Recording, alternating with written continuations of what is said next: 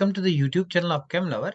सो basically आज हम lecture 04 discuss करेंगे। क्लास 10th का ये पहला यूनिट है केमिस्ट्री का, केमिकल रिएक्शंस एंड इक्वेशंस। इससे पहले हमने डिस्कस किया था कि केमिकल रिएक्शन होता क्या है and what are the characteristics of chemical reaction. Second lecture में हमने डिस्कस किया कि कॉम्बिनेशन रिएक्शंस का कंसेप्ट। थर्ड लेक्चर में हमने डिस्कस किया था डिकम्पोजिशन रिएक्शंस का कंसेप्ट।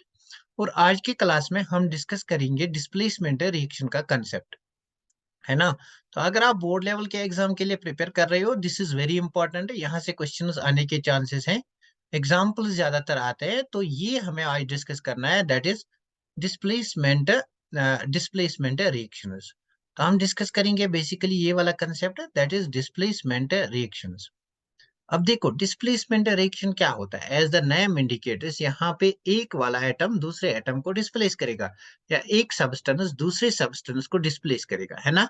तो आखिर क्यों डिस्प्लेस करेगा, what are the conditions on which this displacement will depend. यहाँ पे जब हम केमिकल रिएक्शन करेंगे तो एक एलिमेंट दूसरे एलिमेंट को डिस्प्लेस करेगा। अब कौन सा एलिमेंट किस एलिमेंट को डिस्प्लेस करेगा, ये किस चीज पे डिपेंड करेगा, ये डिपेंड करेगा रिएक्टिविटी पे। जो ज्यादा रिएक्टिव होगा वो लेस रिएक्टिव सब्सटेंस को डिस्प्लेस करेगा। अब पहला क्वेश्चन ये है कि हमें कहाँ पता चलेगा कि which is more reactive element and which is less reactive element. For example मैं यहाँ पे दो रिएक्शंस लिखूंगा, इस पे हम कमेंट करके इस वाले टॉपिक को आगे बढ़ाते हैं। कि मेरे पास फॉर एग्जांपल मेरे पास ये वाली रिएक्शन है, मेरे पास ये वाली रिएक्शन है जो यहाँ पे दी गई है। For example I have this type of the reaction कि मेरे पास आयरन है और इसको मैंने ट्रीट किया है विद कॉपर सल्फेट। तो मुझे बताना है क्या ये रिएक्शन हो जाएगी। और मेरे पास इसका उल्टा भी एक रिएक्शन है, दैट्स कॉपर, इसको ट्रीट किया गया है विद आयरन सल्फेट। क्या ये रिएक्शन हो जाएगी या नहीं, अभी किस पे डिपेंड करेगी, ये रिएक्शन होगी या नहीं, ये डिपेंड करेगी किस पे, ये डिपेंड करेगी रिएक्टिविटी पे। अगर आयरन ज्यादा रिएक्टिव होगा compare to that of copper, मतलब लेट अस से कि if reactivity of iron is greater than that of copper, तब जाके ये आयरन इस कॉपर को डिस्प्लेस करेगा। और अगर कॉपर को डिस्प्लेस करेगा तो प्रोडक्ट क्या बनेगा, आयरन सल्फेट प्लस यहाँ पे कॉपर निकलेगा।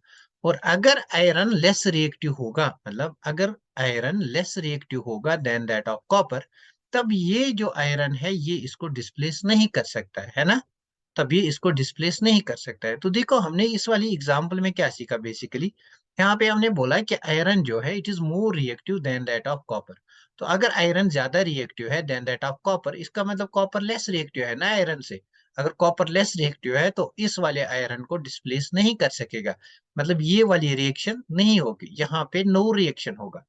तो अब हमें कैसे पता चलेगा कि which is more reactive element which is less reactive element. इसके लिए आपको एक सीरीज याद रखनी है which is known as electrochemical series और रिएक्टिविटी सीरीज। तो बेसिकली हमें रिएक्टिविटी सीरीज याद रखनी है। रिएक्टिविटी सीरीज का लिस्ट जो है ना काफी लंबा चौड़ा लिस्ट है, बट 10th लेवल के लिए इसको शॉर्ट हम करते हैं, शॉर्ट रिएक्टिविटी सीरीज याद रखेंगे। That too with the help of mnemonic with the help of trick. Reactivity series और इसको बोलते हैं एक्टिविटी सीरीज भी बोलते हैं। इसको हम आगे चल के 12th में बोलेंगे इलेक्ट्रोकेमिकल सीरीज भी, है ना।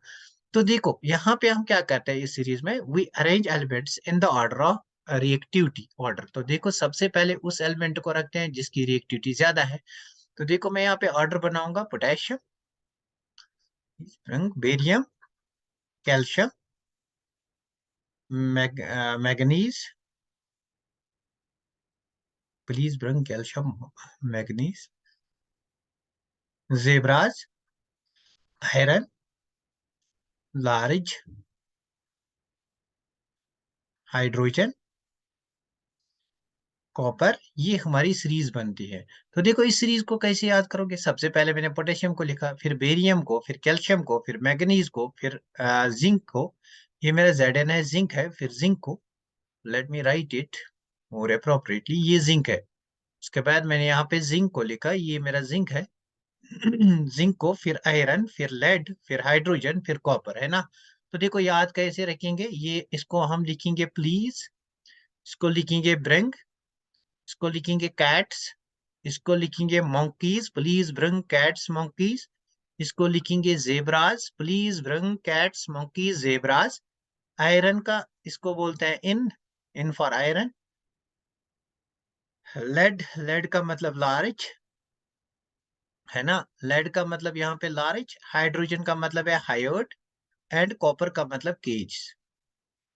आधा सीरीज में यहां से लिखूंगा मेक श्योर, यहाँ पे मैं लिखूंगा make sure get them padlocked, make sure get them padlocked. अब कैसे याद रखोगे? Please bring cats monkeys zebras in large hired cages, make sure get them padlocked. तो प्लीज मतलब potassium, barium, calcium, manganese, zinc, iron, lead, hydrogen, copper, और make का मतलब यहाँ पे मरकरी, शिवर का मतलब सिल्वर, गेट का मतलब गोल्ड, और लेड पैडलॉक्ड का मतलब प्लेटिनम, है ना। ये सीरीज है। अब देखो इस सीरीज, ये सीरीज हमने क्यों बनाई? ताकि हमें पता चलेगा जो सीरीज के टॉप एलिमेंट हैं they are more reactive compare to the element which lies below it.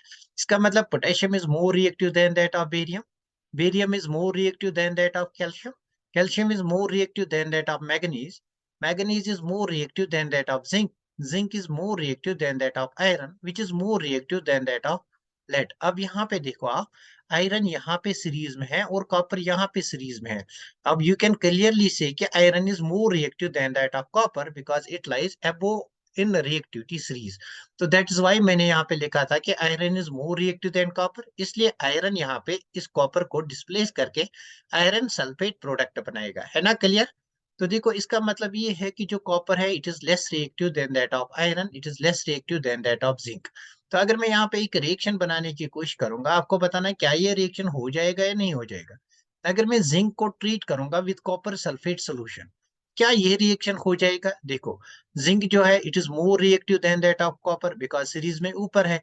तो जिंक इसलिए इस कॉपर को रिप्लेस करेगा, बनाएगा जिंक सल्फेट प्लस यहाँ पे कॉपर निकलेगा, है ना। Easy displacement type of the reaction, बहुत ही इजी है। लेट अस सी टेक्स्ट पे कुछ एग्जांपल्स मत दिए गए हैं, उनको देखते हैं। तो देखो ये टेक्स्ट के कुछ इंपॉर्टेंट एग्जांपल्स दिए गए हैं, इनको देखते हैं एक बार। तो सी ओवर हियर, ये रिएक्शन इसमें दिया गया है कि आयरन हमारा है it is treated with copper sulphate, sorry. तो मैंने आपको कहा कि iron is more reactive than that of copper, इसलिए डिस्प्लेस करेगा, ये प्रोडक्ट बनेगा, है ना। Zinc is more reactive than that of copper, इसलिए जिंक कॉपर को डिस्प्लेस करेगा, है ना, ये प्रोडक्ट बनेगा। अब कॉपर और लेड दिया गया है, देखो लेड यहाँ पे है, दिस इज लेड, कॉपर यहाँ पे है, इसका मतलब lead is more reactive than that of copper. अगर लेड ज्यादा रिएक्टिव है तो इस कॉपर को डिस्प्लेस करेगा और बनाएगा लेड क्लोराइड, है ना। तो यहाँ पे डिस्प्लेसमेंट रिएक्शन का कंसेप्ट खत्म होता है। I hope you might have enjoyed this. If you really like it please do share and subscribe, share with your friends as well. Thank you.